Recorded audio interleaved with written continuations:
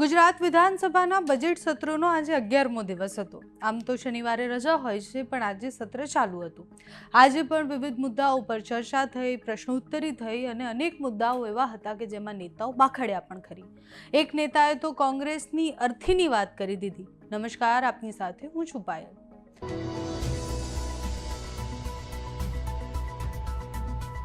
વિધાનસભાના પ્રશ્નોત્તરી કાળ દરમિયાન સાબરકાંઠાના ધારાસભ્ય વીડી ઝાલાએ કોંગ્રેસ પર શાબ્દિક પ્રહારોની શરૂઆત કરી।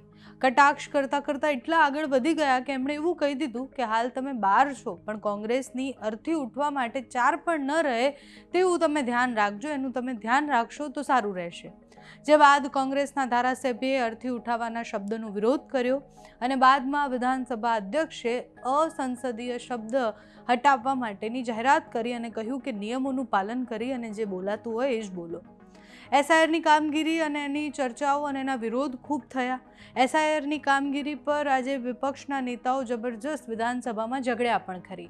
કોંગ્રેસના ધારાસભ્ય તુષાર ચૌધરી, જિગ્નેશ મેવાણીથી લઈને અલગ અલગ નેતાઓએ જ એસઆઈઆરની કામગીરી પર સવાલ પૂછ્યા, પણ એ પ્રશ્ન ન પૂછવાની વાત કરવામાં આવી। એટલે કાર્યવાહી ચાલી રહી હતી ત્યારે મંત્રી અર્જુન મોઢવાડિયાએ પોઈન્ટ ઓફ ઓર્ડર ઊભો કર્યો અને તેમણે કહ્યું કે ચૂંટણી પંચ એ સ્વાયત્ત સંસ્થા છે, એની ચર્ચા અહીંયા ન થઈ શકે। સાથે જ મતદાર યાદીમાંથી નામ કમી કરાવવાની વાત પણ કરવામાં આવી। એટલે કે જે નામ કમી કરાવવામાં ખોટા ફોર્મ ભરવામાં આવ્યા છે એ બધા સામે કાર્યવાહી કરવામાં આવે।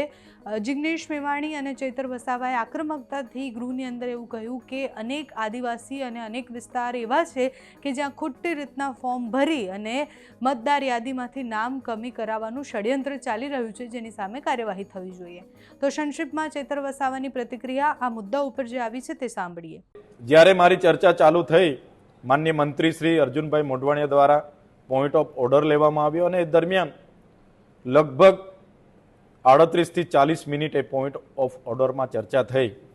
પરંતુ સાથીઓ, આ કોઈ ચૂંટણી પંચ પર ટીકા ટિપ્પણી કરવા માટેનો અમારો ઈરાદો નહોતો, પણ જે મતદાર યાદીમાં સુધારણામાં જે ગેરરીતિઓ થઈ છે એ સન્માન્ય ગૃહના ધ્યાન પર લાવવાનો અમારો ઈરાદો હતો અને એના કારણે જ અમે એ મુસદ્દો 238ની નોટિસ આપીને એ દાખલ કર્યો હતો અને સન્માન્ય ગૃહના માન્ય અધ્યક્ષશ્રીએ પણ એને માન્ય રાખીને આજની કામકાજની યાદીમાં એ સામેલ કર્યો અને અમને સમય આપ્યો હતો।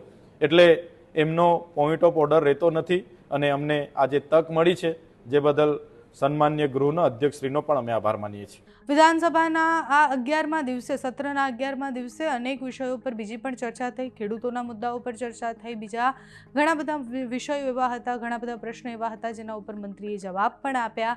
સાથે જ એસઆઈઆરની કામગીરી પર જે વિવાદ થયો એના પછી આક્રમકતાથી ગૃહની બહાર આવી અને વિપક્ષે વિરોધ પણ કર્યો। વિપક્ષે પ્રતિક્રિયાઓમાં પણ એવું કહ્યું કે આ મુદ્દે અમે હજુ પણ લડવા માટે તૈયાર છીએ। તો તમારું આ વિષય પર શું માનવું છે અમને કમેન્ટ્સમાં જણાવજો। અત્યારે આ વિડીયોમાં બસ આટલું। જો તમે અમને યુટ્યુબ પર જોઈ રહ્યા હોય તો સબસ્ક્રાઇબ કરજો, ફેસબુક પર જોઈ રહ્યા હોય તો ફોલો કરજો, અમારા વિડીયોને લાઇક અને શેર કરજો।